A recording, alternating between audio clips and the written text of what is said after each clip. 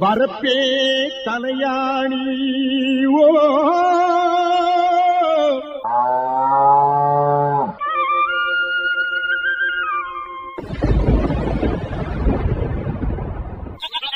வாய்க்காலே பஞ்சுமெத்தே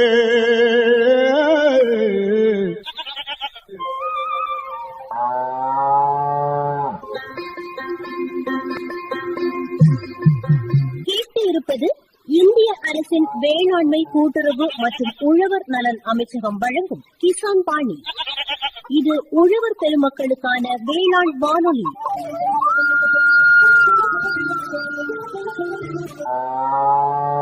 இந்நிகழ்ச்சியின் விளம்பரதாரர் இந்திய அரசின் வேளாண்மை கூட்டுறவு மற்றும் உழவர் நலத்துறை.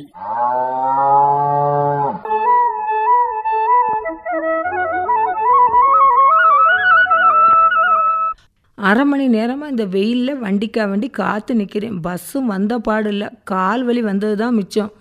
என்ன வெயிலாக இருக்குது. அங்கே ஏதோ ஒரு கார் வருது, பார்த்தா தம்பிக்கு கார் மாதிரி இருக்குது. தம்பி கூட தலையை வெளியே எட்டி பார்க்க, தம்பி தானோ நம்ம அக்கா தானே அதை பஸ் ஸ்டாப்பில் நிற்காங்க. சரி, போகிற வழியில் இறக்கி விடலாம். ஏக்கா ஏக்கா எங்கக்கா போகிறீங்க? பாத்தியா, நான் நினச்சது சரிதான். தம்பி தான் தலையை வெளியே தூக்கி எட்டி பார்க்குறான்னு நினச்சேன். கரெக்டு தான். சரி அக்கா, எங்கக்கா போகிறீங்க? வேணா நான் போகிற வழியில் வந்து இறக்கி விட்றேன் அக்கா. தம்பி, எனக்கு ஒரு விசேஷ வீடுக்கு போகணும். கொஞ்சம் நேரம் ஆயிடுச்சு தான், ஆனாலும் பரவாயில்ல, லேசாக தலையை எட்டி காட்டிட்டு வரணும்ப்பா. சரி அக்கா, ஏறுங்க. சரி தம்பி, உன் காரில் ஏசி எல்லாம் இல்லையா? அக்கா, இப்போ தான் காரை எடுத்துகிட்டு வெளியே வந்தேன். சரி, நான் ஏசி ஒன்று போட்டுறேன் அக்கா. இப்போ தான் குழுகுழுன்னு இருக்குப்பா. இவ்வளோ நேரம் கால் வலிக்கு நின்னதான் மிச்சம், வண்டியே வரலை. நல்ல வேலைக்கு கும்பிட போன தெய்வம் குறுக்க வந்த மாதிரி தம்பி வந்த. சரி அக்கா, போகிற வழியில் ஏதாவது ஒரு இளநீ கடை இருந்தால் சொல்லுங்க அக்கா. அதில் இறங்கி நம்ம இளநீ குடிச்சிட்டு கிளம்பலாம். சரிப்பா, இளநியை குடிக்கலாம். அண்ணா பாரு, நிறைய இளநீ கடையாக இருக்குது. வண்டி அதுக்கிட்ட நிப்பாட்டுப்பா. பாருங்க அக்கா, எவ்வளோ செவ்வளனி அடுக்கி வச்சுருக்காங்க. சரி, வண்டியை ஓரமாக நிறுத்துவேன். இறங்கிட்டேன் தம்பி, 2 இளநீ சொல்லு. அண்ணே, ஒரு 2 இளநீ கொடுங்க. பாத்தியா, இளநீ குடித்த பிறகுதான் உடம்புக்கு தெம்பே வந்த மாதிரி இருக்குது. நல்ல குழுகுழுன்னு இருக்குது இந்த வெயிலுக்கு. உண்மையிலே இளநீ இந்த வெயில் சமயத்துக்கு உடம்புக்கு சூட்டை தணிக்கக்கூடிய ஒன்று தான்ப்பா. கண்டிப்பாக்கா, இந்த டைமில் வந்து நம்ம இந்த இளநீ குடித்தனால வந்து எனக்கும் கொஞ்சம் ஒரு ஆரோக்கியம் இருந்த மாதிரி இருக்காக்கா. ஏன் தெரியுமாக்கா, எனக்கு கொஞ்சம் இடம் இருக்குது. அந்த இடத்துல இந்த செவ்வளநீ நட்டிருந்தா கூட வந்து நமக்கு இன்றைக்கி வந்து 2 இளநீ வெட்டி குடிச்சிருக்கலாம். பாருங்கக்கா, அந்த இடத்த நான் வேஸ்ட்டாக போட்டுட்டேன். தம்பி, நாட்டு மரம் தென்னை மரம் நிற்கிதுப்பா. ஆனால் செவ்விள நீர் நான் இதுவரை வைக்கலை. ஆனால் செவ்விளி நீர் வந்து வைக்கிறதுக்கு ஏதாவது சிரமம் இருக்குமா? அது எப்படி வைக்கணும், அந்த கன்றுகளெல்லாம் எங்கே வாங்கணும், இந்த மாதிரி விஷயம் எதுவுமே தெரியாதுப்பா. உனக்கு தெரிஞ்ச விவசாயி யாராவது இந்த மாதிரி செவ்விள நீர் விவசாயம் பண்ணுறாங்களா? அதை பற்றி ஏதாவது விஷயம் உனக்கு தெரியுமா? என்கிட்ட கேட்டு சொல்கிறியாப்பா? அக்கா, எனக்கு தெரிஞ்ச ஒரு விவசாயி இருக்காங்க அக்கா. சடையங்குழியை சார்ந்த ஜான் ஸ்டீபன். அவங்க வந்து கிட்டத்தட்ட ஒரு 50 சென்டில் வந்து முழுக்க வந்து இந்த செவ்வள நீர் சாகுபடி செய்து அவருடைய வருமானத்தை பெருக்கிறாராக்கா. ஓ, அப்போ ஒரு நாள் அவரை போய் சந்திக்கலாமாப்பா? அவர்கிட்ட சில பல விஷயங்கள் கேட்டதானே நாமும் செவ்விள நீர் நடலாம். கண்டிப்பாக்கா, அவங்க தோட்டத்தை போய் பார்க்கலாம்க்கா. அதுக்கு முன்னாடி வந்து நம்ம இன்னைக்கு இரவு நம்முடைய கிசான் வாணி நிகழ்ச்சியில் பேசுகிறாங்கக்கா. கண்டிப்பாக கேட்குறேன் தம்பி. கேட்குறது மட்டும் இல்லாமல் ஒரு நாளைக்கு அவருடைய தோப்பை போய் பார்க்கலாம். சரியா? சரி அக்கா. ஐயா வணக்கம். வணக்கம் ஐயா. விவசாய அனுபவத்தை பொறுத்தவரை பார்க்கும்போது உங்களுக்கு எத்தனை வருடத்து அனுபவங்கள் இருக்கும்? அனுபவங்கள்னா சின்ன வயசுலேருந்தே நான் இதான் பண்ணிகிட்ருக்கேன். ஒரு ஹாபியாக பண்ணிகிட்ருக்கேன்.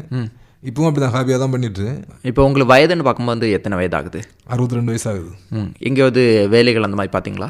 ஆமாம், நான் அரசு பள்ளியில் ஆசிரியராக இருந்தேன். இப்போ ரிட்டையர்ட் ஆகி 2 வருஷம் ஆச்சு. இப்போ நீங்கள் அரசு பள்ளியில் ஆசிரியராக இருந்தால் கூட பார்க்கும்போது விவசாயத்தில் அந்த அளவுக்கு ஆர்வம் இருந்து? அது முன்னாடி சின்ன வயசுலேருந்து பாரம்பரியமாக பண்ணிகிட்டு இருந்ததுனால அதை அப்படியே பண்ணிகிட்டு இருந்தோம். மற்றபடி அரசு வேலைக்கு போனாலும் படிச்சுட்டு இருந்தாலும் இது ஒரு பக்கம் அப்படி பண்ணிகிட்டே தான் இருந்தோம். அவங்க தோட்டங்கள்லாம் இருந்ததுனால பண்ண வேண்டிய கட்டாயம் இருந்து பண்ணிகிட்டு இருந்தோம். வேலை பார்த்தேன்னு பார்க்கும்போது நம்ம மாவட்டத்தில் பார்த்தீங்களா இல்லை வெளி மாவட்டத்தில்? ஒரு 2 வருஷம் வேலை பார்த்தேன். மீதெல்லாம் நம்ம மாவட்டத்தில் தான். நம்ம மாவட்டத்தில் ஒரு 15-20 வருஷத்துக்கிட்ட நம்ம மாவட்டத்தில் தான் பார்த்தேன். சரி, இப்போ அந்த விவசாயத்தில் வந்து ஓய்வுக்கு பிறகு தான் வந்து முழு நேர விவசாயத்தில் வந்து ஈடுபட காட்ட ஆரம்பிச்சிங்கன்னு சொன்னீங்க. அப்படி பார்க்கும்போது எந்த மாதிரி பயிர்கள் வந்து போட்டிருக்கீங்க? இப்போதைக்கு இளநீர் தென்னை நிறைய வச்சுருக்கேன். செவ்வள நீர். ஆமாம், செவ்வள நீர். பச்சை கலர் இருக்குது, சிவப்பு கலர் இருக்குது. முன்னால் காய்கறிகள்லாம் நிறைய வச்சுருந்தேன். மற்றபடி வயல் நட்டுருந்தோம். நெட்டரக தென்னை வச்சுருந்தோம். இடையில ரப்பர் வச்சுருந்தோம். எல்லா வெரைட்டியும் மாற்றி வச்சுருந்தோம். இப்போதைக்கு ஃபுல்லாகவே இதுதான் தென்னை, இளநீர் தென்னை தான். இளநீருக்காக வந்து விற்பனை செய்யறதுக்கு வந்து நீங்கள் இளநீர் தென்னை வந்து வச்சுருக்கீங்க. இப்போ நட்டு வந்து எத்தனை ஆண்டுகள் வர ஆகுது? இப்போ வந்து 8 வருஷம் ஆன மரங்கள் இருக்குன்ட்டு. எவ்வளோ ஏக்கரில் சாகுபடி செய்கிறீங்க? இப்போதைக்கு 50 சென்டில் தான் செவ்விளநீர் ஃபுல்லாகவே வச்சுருக்குது. மற்றது எல்லாம் கலப்பில் இருக்குது. தனியாக வச்சுருக்கு 50 சென்ட் வச்சுருக்கோம். இந்த செவ்வள நீர்னு பார்க்கும்போது அது வந்து கிட்டத்தட்ட ஒரு 50 சென்டில் வந்து நீங்கள் வந்து முழுக்க வந்து அந்த நிலத்தில் வந்து செவ்வள நீர் போட்டிருக்கீங்க. இது வந்து பச்சையும் போட்டிருக்கீங்க. ஆமாம், பச்சை மரமும் இருக்குது. சரி, இப்போ நீங்கள் கூட சொன்னீங்க கிட்டத்தட்ட ஒரு 8 ஆண்டுகள்னு பார்க்கும்போது செவ்வள நீர் வந்து சாகுபடி செய்தீங்கன்னு சொன்னீங்க. அதுக்கு முன்னாடி வந்து அந்த நிலத்தில் எந்த மாதிரி பயிர்கள் போட்டிருந்தீங்க? அதுக்கு முன்னால் வந்து ரப்பர் இருந்தது. அதுக்கு முன்னால் நெட்டரக தென்னை இருந்தது. அதுக்கு முன்னால் வயல் நட்டுருந்தோம். அதுக்கு முன்னால் வெறும் பாறை சார்ந்தது எல்லாமே இருந்தது. மரவள்ளி கிழங்கு, மாமரம், புளிய மரம் அந்த மாதிரி இருந்தது. அது அப்படி சின்ன வயசுலேருந்து எனக்கு அந்த தோட்டத்தை பற்றி நல்லா தெரியும். சரி, என்ன காரணத்துக்குன்னு பார்க்கும்போது நீங்கள் அந்த மாற்று பயிர்னு பார்க்கும்போது இந்த செவ்வள நீரை வந்து நீங்கள் தேர்வு செய்ய காரணம் எதுன்னு சொல்லலாம்? ஒவ்வொரு பயிராக வச்சுட்டு வருவோம். ஒவ்வொரு காலகட்டத்தில் அந்த ஒரு பயிர் வந்து நமக்கு வந்து சரியானபடி அதில் ஒரு வருமானம் இருக்காது. அப்போ அதுக்கு என்னடா மாற்று வழி அப்படின்னு பார்க்கும்போது இன்னொரு பயிருக்கு மாறுவோம். அப்படி மாற்றி வரும்போது கடைசியாக செவ்வள நீரில் வந்து நிற்கும். அது வந்து உங்களுடைய அனுபவமா? இல்லை, என்னோட அனுபவம் தான். சரி, இப்போ அந்த நிலத்தை பொறுத்தவரை பார்க்கும்போது தேர்வு செய்யன்னு பார்க்கும்போது எப்படிப்பட்ட நிலங்களாக இருக்குது? நிலம் வந்து அங்கே இருக்கக்கூடிய நல்ல தண்ணி, நல்ல மண்பாக்கான நிலங்கள், கொஞ்சம் பாறை கலந்த இடம். மற்ற மாதிரி உள்ள நிலங்கள் பற்றி எனக்கு தெரியல அதிகமாக.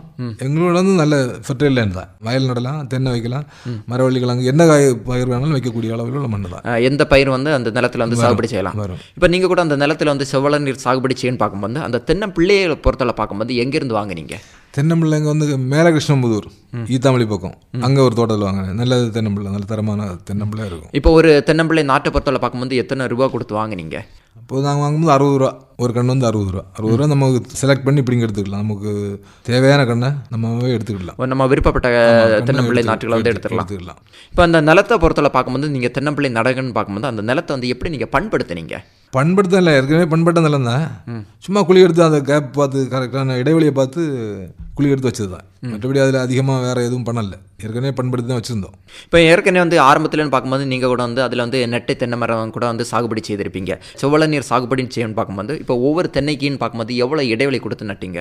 18க்கு 18 செவ்வள நீருக்கு அவ்வளோ கேப் போட்டுருக்கோம். 18 பேருன்னா அந்த ஒரு மரத்தோட ஓலை வந்து இன்னொரு மரத்தில் வந்து தொடாது, அவ்வளோ கேப் போட்டு வச்சுருக்கோம். அந்த குழிகள் என்ன அளவில் எடுக்க வேண்டியிருக்கும்? குழிகள் வந்து 2.5க்கு 2.5.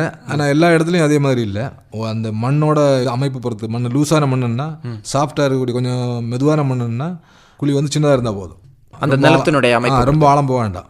தென்னை வந்து மேலே உயரமாக வராது.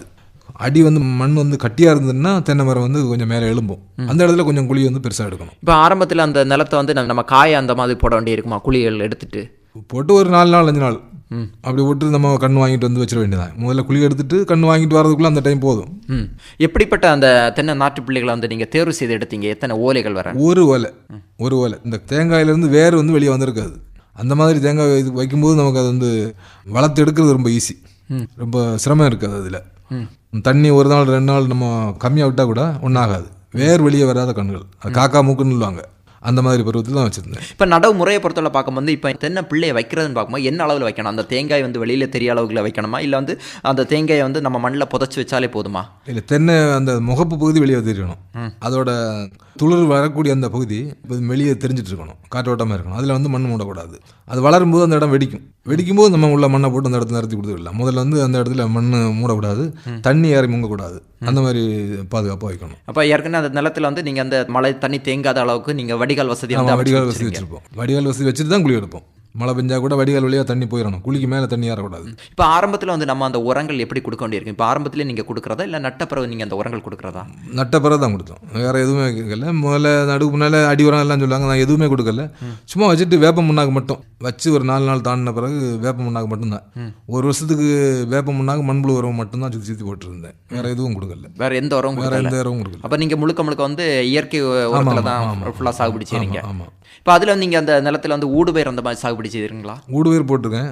ஊடுபயிர் வந்து முதல்ல கொஞ்சம் போல வாழை வச்சேன். ஊடுபயிரை வாழை வச்சுருந்தோன்னா அந்த தென்னை வரவே இல்லை, ரொம்ப லேட் ஆகுது. வாழை வைக்காத இடங்கள் வந்து ஈஸியாக வந்துட்டு 2.5 வருஷத்துலேயே காய்ப்பு வந்துட்டு. வாழை வைக்காமல் சேம்பு வச்சுருந்தேன், சேனக்கிழங்கு வச்சுருந்தேன், காய்கறி பயிரெல்லாம் போட்டிருந்தேன், கத்திரி, வளதுன, வெண்டை, இதெல்லாம் நிறைய இடையில போட்டிருந்தேன். அந்த இடம்லாம் எல்லாம் ஈஸியாக வந்துட்டு, சீக்கிரமாக வந்துட்டு. அப்போ நீங்கள் அந்த காய்கறி பயிர் போட்டு இடத்துலன்னு பார்க்கும்போது அந்த தென்னை வந்து வளர்ச்சி வந்து அதிகமாக இருந்து, இதே நீங்கள் வந்து வாழை போட்ட இடத்துலன்னு பார்க்கும்போது அந்த தென்னை வந்து வளர்ச்சி வந்து ரொம்ப குறைவாக இருக்குன்னு சொல்கிறீங்க. ஆமாம். எத்தனை ஆண்டுகள் வரை நீங்கள் அந்த ஊடுபயிர் சாகுபடி செய்தீங்க? ஒரு 4 வருஷம் 4 வருஷத்துக்கு பிறகு வாழை வைக்கலாம். இடையில தென்னை மரம் வந்து ஹைட்டில் போன பிறகு வாழை வைக்கலாம். அது வரைக்கும் 4 வருஷத்துக்கு நம்ம எதுவுமே வைக்க முடியாது. சின்ன ரக செடி வகைகள் தான் வைக்கணும். இருந்தாலும் பார்க்கும்போது எத்தனை ஆண்டுகள் பிறகு வந்து உங்களுக்கு காய்க்க ஆரம்பிச்சு? 3 வருஷத்துலேருந்தே காய்க்க ஆரம்பிச்சு. 2 வருஷத்துலேயே சில மரங்கள் வந்து காய்ப்புக்கு வந்துட்டு 3 வருஷத்துல எல்லாமே காய்ப்புக்கு வந்துட்டு.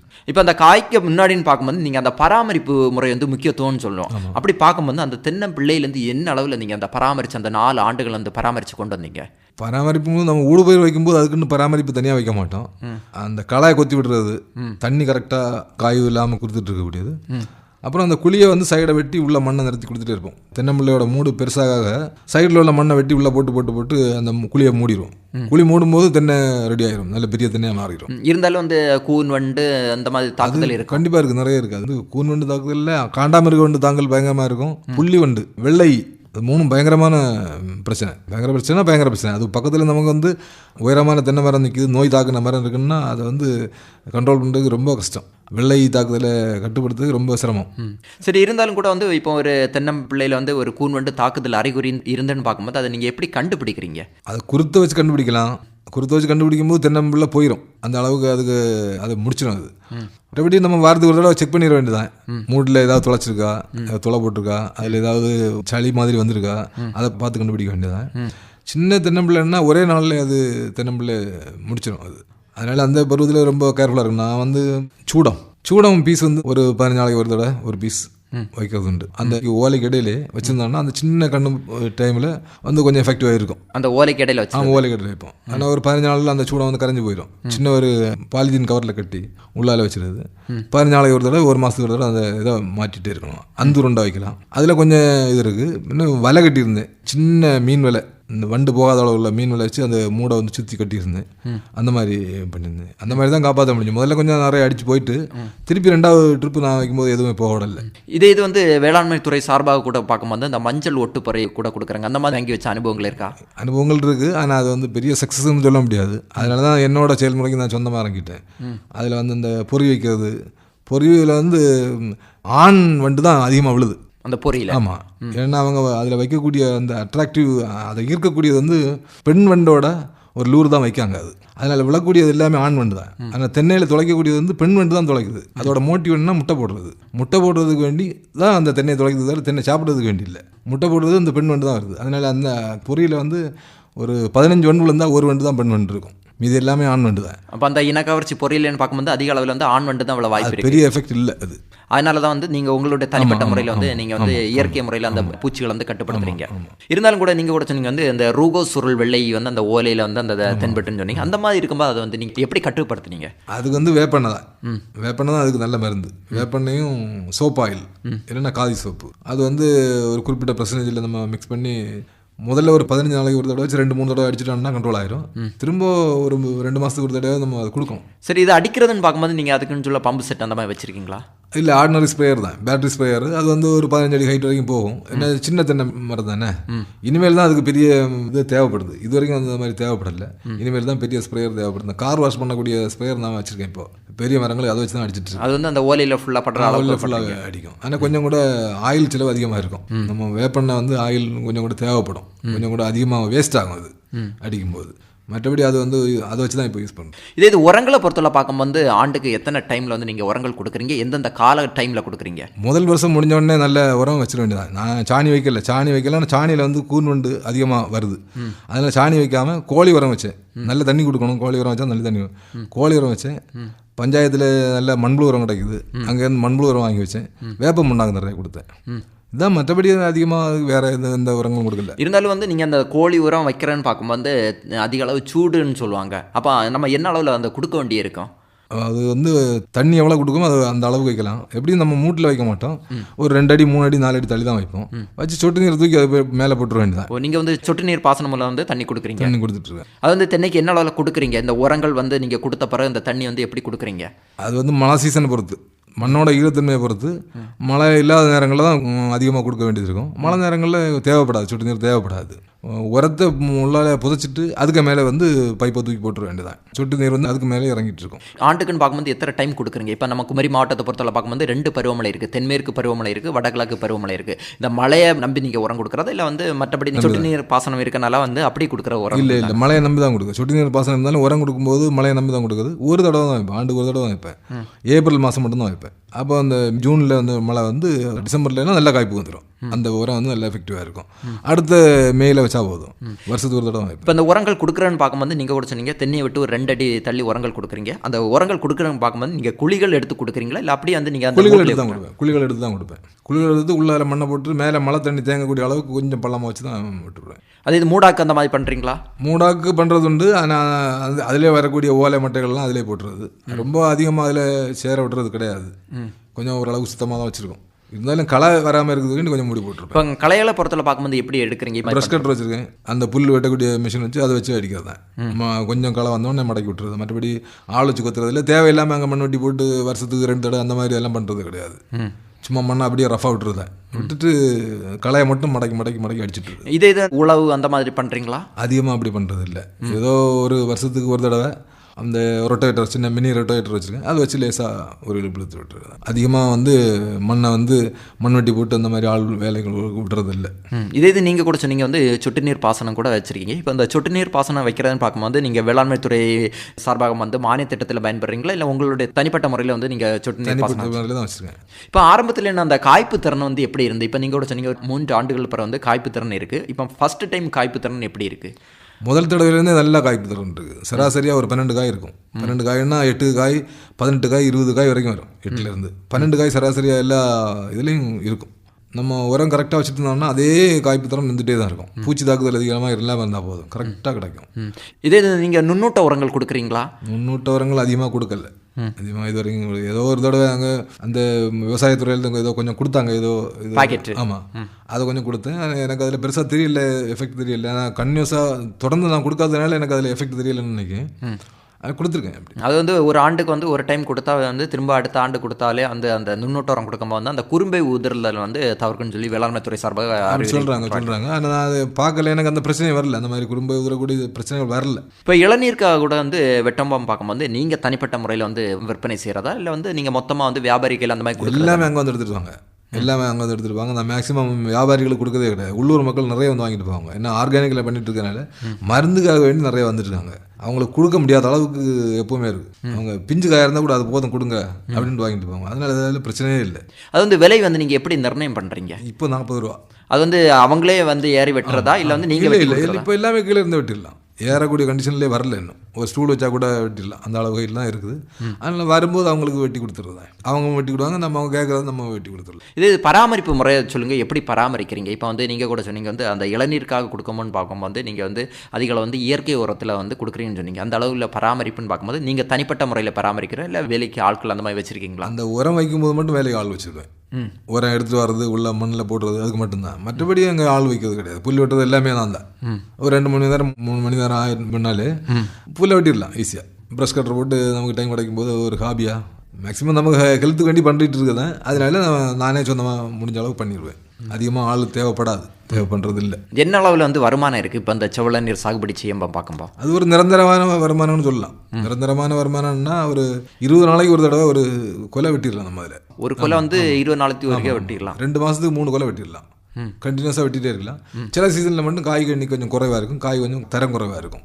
வருஷத்துக்கு ஒரு 2-3 டைமில் வெட்டும்போது மற்றபடி எல்லாம் நல்லா தான் இருக்கும். சரி, அந்த மாதிரி நீங்கள் அந்த காய்கள் தொடர்ச்சியாக வந்து வெட்டிட்டு இருக்கும்போ அந்த பாலை வாரையிலேன்னு பார்க்கும்போது அதில் வந்து குறைவுகள் அந்த மாதிரி இருக்குது? எதுவும் இருக்காது. நம்ம காயை வெட்டாமல் விட்ட 2 கொலையை வச்சுட்டோம்னா பாலை வந்து சின்னதாயிரும். இளநீ வெட்டி இளநீ கண்டினியூஸாக எடுத்துகிட்டே இருக்கணும். ஒரு காய் இருந்தால் கூட அதை எடுத்துடணும். இல்லை நம்ம வச்சுட்டு 2 காய் தானே இருக்குது, 3 காய் தானே வச்சுட்டோம்னா அது காய் முத்தல் ஆகிட்டுன்னா உடனே மேலே வரக்கூடிய பாலை வந்து சின்னதாயிரும். காய் வந்து முத்தின தன்மைக்கு போகணும்னு பார்க்கும்போது அடுத்த பாலைகள் வந்து வர வாய்ப்புகள் வந்து குறைவாக இருக்கும். ஆமாம். இதே அந்த மட்டைகள் எல்லாம் வந்து எப்படி அப்புறப்படுத்துறீங்க? மட்டைகள் ஓரளவுக்கு அந்த ஓலை வந்து கீழே மடிய ஆரம்பிச்சோன்னு அதை வெட்டிடுவேன். மேலே வைக்கக்கூடிய ஓலைகளை விட்டுட்டு கீழே மடியக்கூடிய ஓலைகள், பழுக்கக்கூடிய ஓலைகளை வெட்டி எடுத்துறது. அதை வந்து வெட்டி அப்புறப்படுத்துறது இல்லை அதிலே போட்டுருது? அதிலே போட்டுருதேன். வெட்டி அங்கே அப்படியே காஞ்சி அப்படியே கிடக்கும். மற்றபடி ஒன்றும் பண்ணுறது அப்படியே மக்கி போயிடும். இதே இது பார்க்கும்போது இப்போ மழைக்காலங்களில் வந்து அந்த இளநீர் வந்து விற்பனை வந்து ரொம்ப குறைவாக இருக்குது. அந்த டைமில் என்ன பண்ணுறீங்க? மழை காலத்துலயும் வெயில் காலத்துல எப்படி விற்பனை ஆகுதோ அதே மாதிரி போயிட்டு இருக்கும். இப்போ இருக்க சூழ்நிலைக்கு இப்போ இருக்கிறது அப்படிதான். இந்த மழை நேரம் வெயில் நேரம் அந்த மாதிரி கிடையாது. நான் முதல்ல அப்படிதான் நினைச்சிருந்தேன், மழை நேரம் அப்படி இருந்துருமோ அப்படின்னு. மழை நேரத்தில் வெயில் நேரம் போற மாதிரி மழை நேரத்தில், ஏன்னா மருந்துக்கு தான் எடுத்துட்டு இருக்காங்க, இதை மருந்துக்காக தான் யூஸ் பண்ணிட்டு இருக்காங்க மேக்சிமம், சும்மா குடிக்கிறதுக்கு இல்லை. அதனால எப்பவுமே அது போயிட்டு தான் இருக்கு, மழை நேரமும் போயிட்டு தான் இருக்கு. அதே அதனுடைய சுவையை பொறுத்தவரை பார்க்கும்போது எப்படி இருக்குது? இப்போ நீங்கள் கூட இயற்கை உரத்தில் சாகுபடி செய்யும்பா நல்ல சுவையாக இருக்கும், நல்ல சுவையாக இருக்கும். குழந்தைகள்லாம் விரும்பி குடிக்கக்கூடிய அளவுக்கு நல்ல சுவையாக இருக்கும். சாதாரணமாக நம்ம கடையில் வாங்கக்கூடியதை விட நல்ல சுவையாக இருக்கும். நாட்டு ரகம் தான் இது, குட்டை ரகம், அது நல்ல சுவையாக இருக்கும். இருந்தாலும் வருமான வாய்ப்பை பொறுத்தவரை பார்க்கும்போது அதிக அளவில் வருமானம் கிடைக்க வாய்ப்பு. நல்ல வருமானம் தான் அது. நல்ல வருமானம். 40 ரூபா கிடைக்குதுல்ல ஒரு காய்க்கு. ஒரு காயை பொறுத்தவரை பார்க்கும்போது கிட்டத்தட்ட 40 ரூபா இருக்குது. இன்னும் விலைகள் வந்து அதிகமாக இருக்க வாய்ப்பு இருக்குமா? கண்டிப்பாக விலை அதிகம். அது வந்து அந்த வெயில் காலங்களில் சீசனை பொறுத்து. இப்போ வருஷம் 30 ரூபா வந்துட்டு இருந்து, இந்த வருஷம் 40 ரூபா விற்குது, கடையில் 60 ரூபா விற்குது. பிப்ரவரி, மார்ச், ஏப்ரல் இந்த மாதிரி காலகட்டத்தில்னு பார்க்கும்போது செவ்வள நீர் வந்து அதிக விலையில் போக வாய்ப்பு இருக்குன்னு விலையில் சொல்லலாம். போகும். ஒரு தடவை விலை ஏறின பிறகு இறங்கல. அந்த விலை ஒரு தடவை 40 ரூபா போயிட்டுனா திருப்பி 35 வராது, அதுக்கு மேலே தான் போகும். அந்த மாதிரி கண்டிஷன் தான் போயிட்டுருக்கு. அப்போ இவ்வளோ நேரம்னு பார்க்கும்போது செவ்வள நீர் சாகுபடியும் வருமான வாய்ப்பையும் பற்றி நல்ல அருமையான கருத்துக்கள் சொன்னீங்க ஐயா. நன்றி, வணக்கம். நன்றி, வணக்கம். இதுவரை செவ்விளநீர் சாகுபடியும் வருமான வாய்ப்பும் நேர்முகம் கேட்டீர்கள். பங்கு பெற்றவர் சடையன்குழி ஜி. ஜான் ஸ்டீஃபன் அவர்கள். உடன் உரையாடியவர் டி. எட்வின் ஜெயராஜ். இதுவரை கேட்டது இந்திய அரசின் வேளாண்மை கூட்டுறவு மற்றும் உழவர் நலன் அமைச்சகம் வழங்கிய கிசான் பாணி. இது உழவர் பெருமக்களுக்கான வேளாண் வானொலி.